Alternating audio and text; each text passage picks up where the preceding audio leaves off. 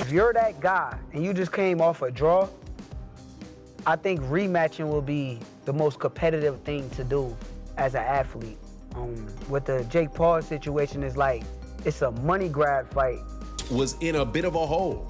And he gets an opportunity to fight Jake Paul for $200 million or whatever. I don't mind it at all.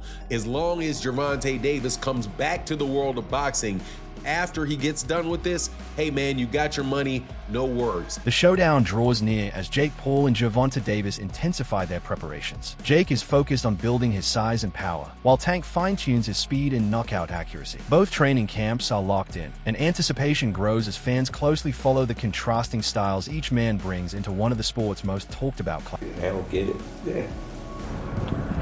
Yeah, this Santa Cruz right here, you can't let it burn, baby, let it burn. Mind over matter, son, mind over matter. This is the blues on. Ain't nobody doing no shit like this.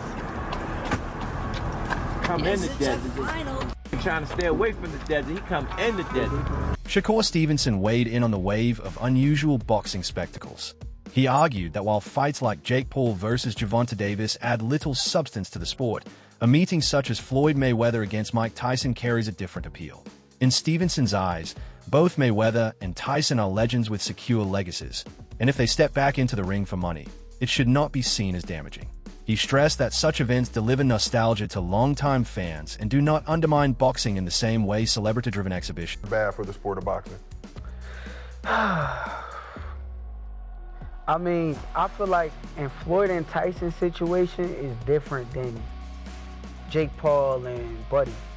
I feel like with Floyd and Tyson, it's like, okay, y'all deserve it. Y'all legends, y'all paid homage, y'all did the most for the sport of boxing already. So you deserve a big payday and be cool. I'm cool with it, I like it. But with Jake and Buddy, I feel like Buddy is a participate in the sport of boxing right now, and he just came off a draw, his last fight. So if you're a real champion and top level guy that you say you are, which I think you are too, I think you're the truth. But if you're that guy and you just came off a draw, I think rematching will be the most competitive thing to do as an athlete. With the Jake Paul situation, is like, it's a money grab fight. So to me, it's like some WWE shit. Do you think it helped? Like, I mean, okay, so he gets this fight with Jake. His value goes up. No, it doesn't. You don't? It don't? Not in the sport of boxing. You don't I think mean, he it may. You don't think the demand more because he's, you know, because when we looked at the was a Floyd and Just hypothetical. You know, we speak hypotheticals at time, right? You go in there and that big ass nigga knock him the fuck out. I'm just saying hypothetical. Go in there and knock Tank the fuck out. that big ass nigga being Jake Paul. Yeah. Okay, just one. Knock him the fuck out. Because he's bigger than him. Yeah. For one. By chance, it is a fight. I think the thing is with Buddy and Jake fight, I feel like it's two sides of me with it. Because from a competitive aspect and me being the mentality that I got, I feel as though I probably would have done the rematch. But then from a business aspect, if I would have done the rematch and I did not win the fight, the Jake Paul fight will be a lot less money and a lot less lucrative. So, You think so? From a business aspect, I understand that anybody that with a business mind probably would have took that fight for as much money as it was. So I'm a realist. Like, I ain't gonna just bash, bro. No. UFC President Dana White gave a sharp take on the rumored fight between Jake Paul and Gervonta Davis. He admitted that fan interest isn't particularly high, but argued the matchup could still serve Davis well. With Davis dealing with outside-the-ring troubles and a dip in momentum, Paul's timely financial offer could bring him both visibility and a payday. What shocked many, however, was White's claim that Paul might actually beat Davis, not because of technical skill, but because of his physical tools. White emphasized that Paul holds clear advantages in size, strength, and reach, while Davis, though powerful, is naturally smaller and used to facing lighter opponents.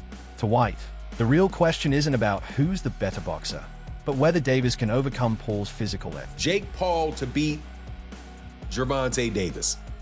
This is not a fight that I'm excited for at all. I would rather have Gervonta Davis fighting in a real boxing match against the likes of Lamont Roach, Shakur Stevenson, Keyshawn Davis, Emmanuel Navarrete, anybody that is in the 135-pound division and around. That's where I want to see Gervonta Davis fight. However, we live in a world where everybody is trying to do things as big as possible. And the biggest fights possible right now, unfortunately for the sport of boxing, is an exhibition fight between Jake Paul and Gervonta Davis. So I do like it for this reason, though.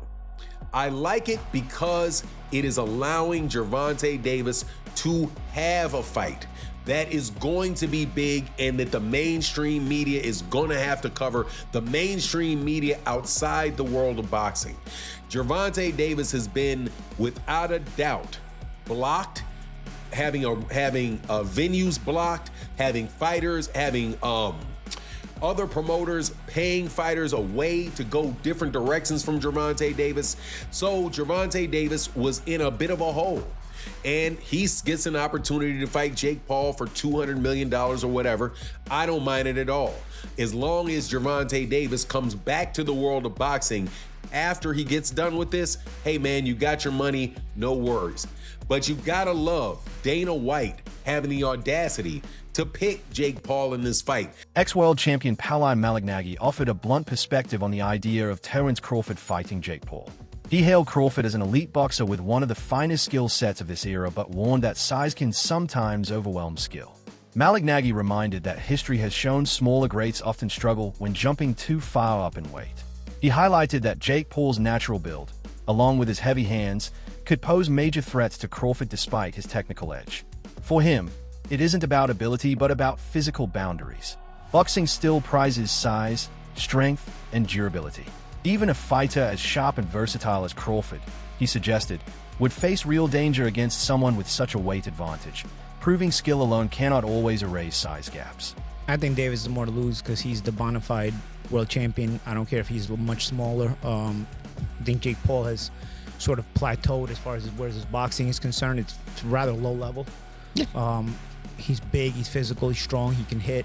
So there is that risk. Davis, at lightweight, you're in a moment where it's too physical for you. You can clinch. Against the heavyweight, where you clinching?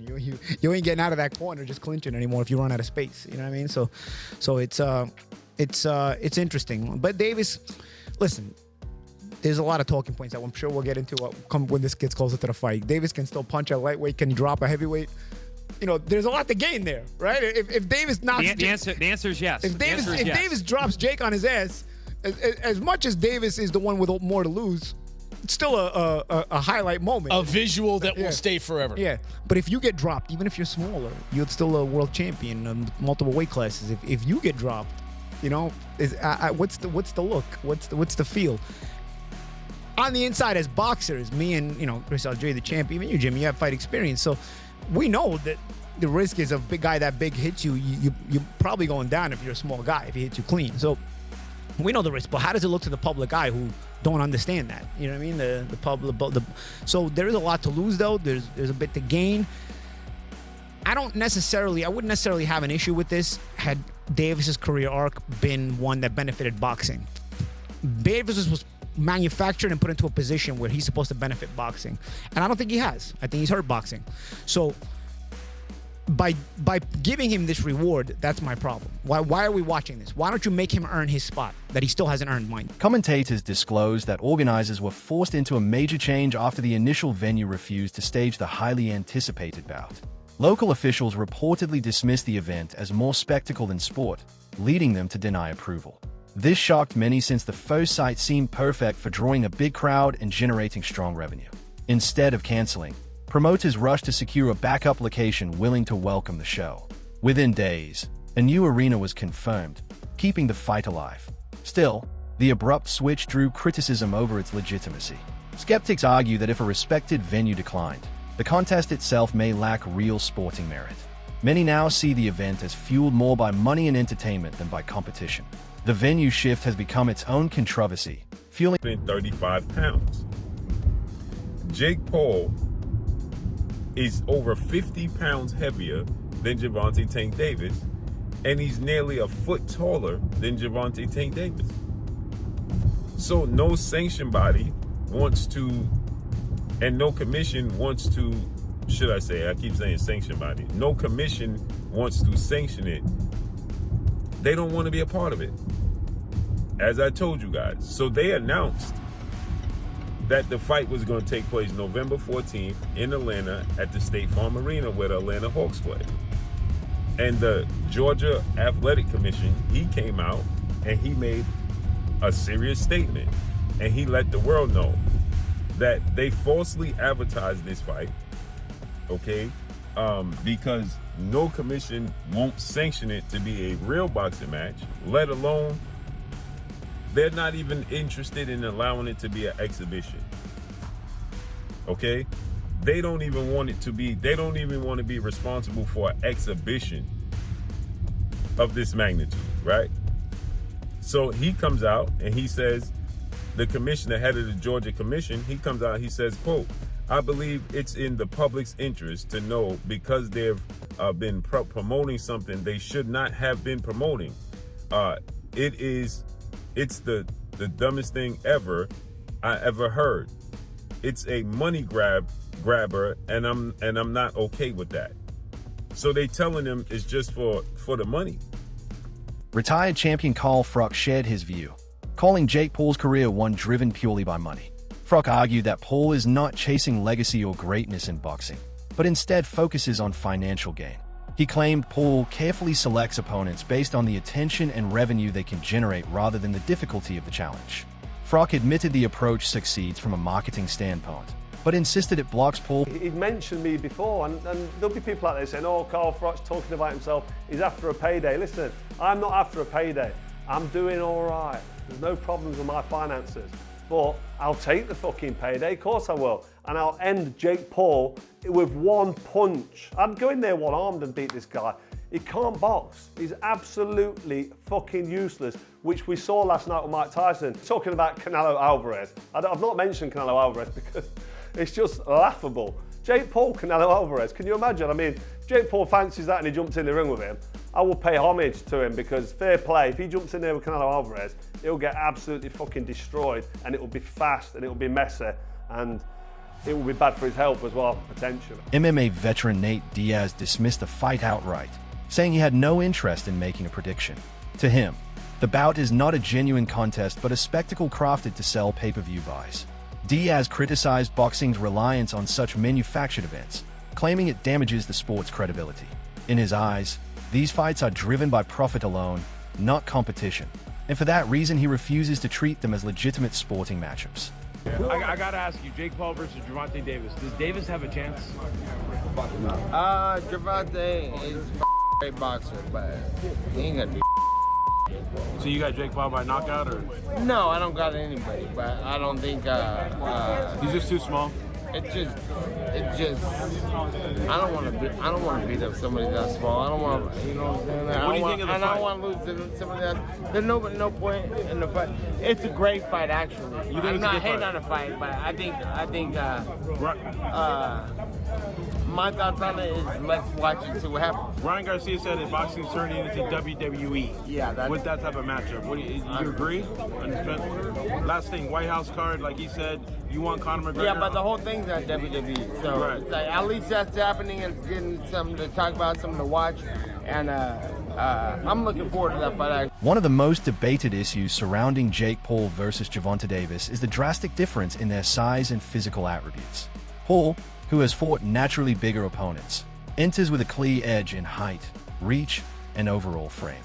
Davis, on the other hand, is a 5 feet 5 inches fighter who usually competes around 130 pounds, dominating divisions with his explosiveness and knockout power.